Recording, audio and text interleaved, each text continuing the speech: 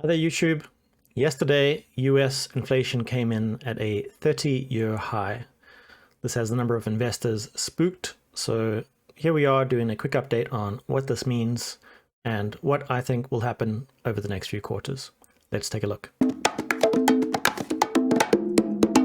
First up, we now have the Biden administration saying that inflation is now a large focus for them. This was on the back of inflation coming in at 6.2% in October versus a year earlier. Of course, because of this, we are now seeing this across the media. The doomsayers are doing what they do best, calling for doom and gloom. The stock market, at least initially, seemed to have shrugged it off yesterday, although the Nasdaq and Nasdaq 100 closed down definitively towards the end of the session. So does this mean that the inflation is transitory meme is dead? We've heard everyone around the world talking about this. I think it might have started in the US, as many memes do, but now everyone is kind of making fun of this term, as well as the Fed, because inflation has gone much higher and extended for much longer than originally anticipated. Now, I'm not ashamed to say that I am one of these people. I didn't see inflation going this high. I did see it sticking around for a bit longer than I think most people thought transitory to mean initially. For any of you that have worked in big companies or on projects of any type, software, construction, etc., you will probably be familiar with the fact that people are very bad at forecasting things. Those projects often tend to run for much longer than is planned, even though you might have a number of experts on the team spending months and months trying to determine the cost and timeline that they will execute according to. Now imagine a similar challenge, but now spread across the entire world at a government level. So I'm not too surprised looking back that we got it a little bit wrong, but I think ultimately that it will be transitory. Before we dig into why this is my opinion, I just wanted to flash up this flowchart. I'm not going to go through it right now because it will mean that this video will be longer than a lightning update should be. But in effect, this is a flowchart that I created earlier in the year when inflation started becoming a problem. And it is a summarized and not bulletproof version, but it gives you an idea of how inflation might work through the economy. I also wanted to look at the historic numbers. So you can see that inflation is now high versus recent history, so the past few decades, but it's not at the highest that it ever has been, and I don't anticipate it reaching these levels. In any of these periods where the world, or the US in this case, saw high inflation, there were a particular number of different factors that came together to create that perfect storm. And today is no different. And this leads on nicely to why do I have the opinion that inflation might be transitory. So in order to try and figure out where this thing is going to go, where it might end, we need to look at the key reasons for the current levels of inflation. The world locked down through 2020, and that means that lots of things came to a grinding halt. Lots of things were also unavailable, experiences, services, unavailable to the world population. This meant that a number of companies' supply chains were completely paused, and a number of businesses in the supply chains, because they wanted to cut back costs in order to survive, either completely stopped their businesses, and in some cases even sold off large parts of their assets. So for example, rental car companies might have sold off some or all of the cars that they had in stock because no one was going to rent a car. And this meant that later on, when the world started reopening and they needed that stock back to rent it out, they drove a massive bottleneck. They created a bottleneck through the entire system, driving up prices.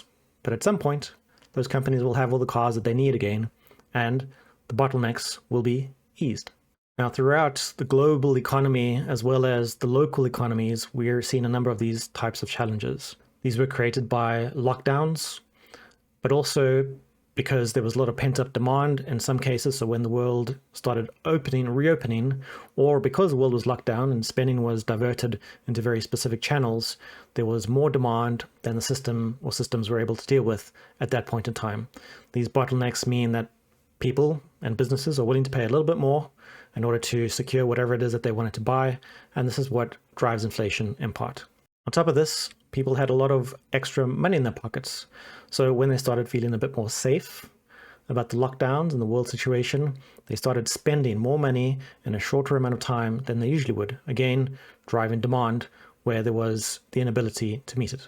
On top of this, we're also finding that there are a number of businesses that cannot hire people fast enough. There is so much demand for their services or goods that they are not able to acquire the workforce that they need, and so now they're paying more money. We're seeing wage inflation for those people, signing bonuses or higher wages overall. And finally, what we've seen fairly recently is that there's been a supply chain issue with energy.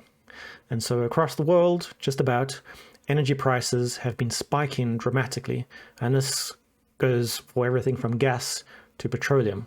Now, all of these things didn't happen at once. They happened over an extended period of time. And because each of them contributes to inflation, that means that inflation has carried on, either being propped up or in some cases growing as these particular challenges played out, reached their peak, and then potentially dropped off.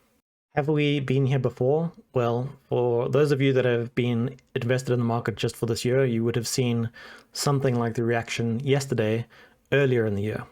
On the screen, I have the NASDAQ, because the companies in the NASDAQ 100 in this case actually tend to be more affected by inflation and interest rates. And I also have the US 10-year yield. What you will notice is that the 10-year yield tends to spike when inflation expectations are going up.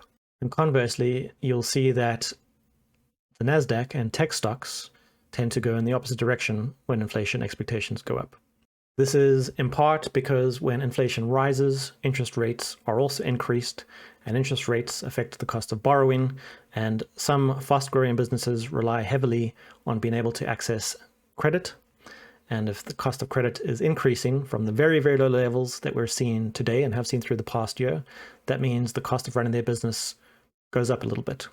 And that might end up affecting some businesses' lifespans. If the cost of debt increases too much and these companies are running entirely on credit, then they might not be able to raise enough money to run their business because they can't service the debt and they could collapse. When I'm looking at any type of situation like this, I try to go back through history to find something that is analogous. Analogous? Analogous? Similar. Now, because the world has been through pandemics before, we might naturally go back to those situations, but I find that economically, they aren't actually very similar to where we are now. One of the best periods to look at is the period just after World War II. During World War II, there were restrictions on all kinds of things, and so personal savings increased enormously.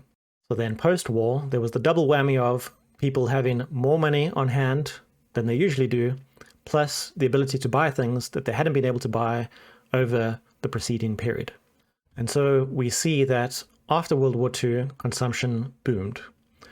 Now, married together with this is the fact that the baby boomer era kind of began around this period too. The alarming thing is that CPI inflation boomed from 1945 from 1% to 20% just 2 years later. Now, I don't think that we're in that particular situation. I don't think we'll get anywhere near those levels. Also, CPI was measured slightly differently back then versus today, but our world governments also now have more tools at their disposal and also more experience under their belt when it comes to crashes and recovery. So why am I bringing this up? It seems like the kind of thing that might just freak everyone the hell out. Inflation might run to 20%. Again, I don't think it will. The reason that I want to look at this period is because in terms of the allowed economic experience for the consumer, we have a similar kind of thing going on right now. And so we see that inflation spiked. It took a while to spike, but then it very dramatically dropped off in the subsequent years beyond that. I also wanted to come back to this chart to point out that when the 10-year Treasury yields spiked earlier in the year, tech stocks took a massive dump, but actually over the subsequent months, they did more than fine. And this has been the picture throughout history. By the way, there's not always an inverse correlation between the direction that tech stocks take and treasuries take. For example, in this period, you can see them both diving together, but you'll see that it happens often enough for the reasons that I previously mentioned. It's all about expectations with regards to where the interest rate might go in the near-term future. But like a true consultant, I haven't really answered the question, why do I think that inflation will be transitory? I guess the clue is in looking at the things that have created inflation in the first place and whether we think that they're going to stick around forever or get much worse. Lockdowns. Are lockdowns going to get worse? I know that there is a lot of fear in the media, but the global vaccination rate is rising. And on top of that, as time goes on, vaccinations will become cheaper, they'll become more abundant. And we're also seeing a number of other drugs being created to combat coronavirus and COVID. Supply chain issues. Will these persist forever? So there have been a few times in history where the world has experienced major supply and or demand shocks, and the supply chains always recover. Now, the global supply chains are incredibly complicated things. Imagine dozens of companies across the world coordinating to create things such as iPhones. Working in one of those big companies is probably challenging enough trying to get things done. So the recovery of the supply chains is something that takes a while to happen. Rising energy costs. So we're going into winter now. Expectations of the demand on energy through winter have in some part driven energy prices up. We have seen spikes in energy prices before, and guess what? We always solve the problem. So this one might stick around a little bit longer than the others because we are, in the Northern Hemisphere at least, entering the coldest part of the year. But I would think that probably by Q1, Q2 next year, we will see easing of those prices. What about the glut of savings and all that pent-up demand? Well, people have spent a lot of money through the year, and a lot of that demand has now been satisfied. There are probably areas where it hasn't, and I expect that travel, business travel, and perhaps travel for leisure might see a bit of an inflation spike through next year. But I think most other areas, the demand will reset to a more normal level. And so through the next 2, maybe 3 quarters, I think we're going to see the world reopening, supply chains are going to ease, shipping costs are going to start dropping, energy costs, I think they might remain elevated for the next quarter or 2 and then start subsiding. Interest rates are going to rise, but I don't think that rates are going to rise very aggressively. The world governments understand the delicate situation that the economies are in right now. They don't want to create hyperinflation, but also if they ratchet up those rates too quickly, the companies around the world that are leveraged right now would collapse, and they don't want that.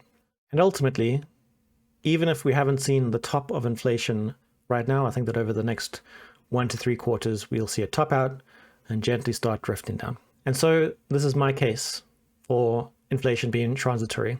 We'll see in 1 to 3 months if I've been correct, but based on history, this is not the first time that this has happened. Sure, the specific details are unique, but the rough shape of it is something that the world has experienced before. But ultimately, in the end, it always ends up being okay. Try not to be scared too much by the headlines in the media. That's kind of what they see as their job because it makes them a lot more money if you are afraid. Okay, speak to you soon. Bye.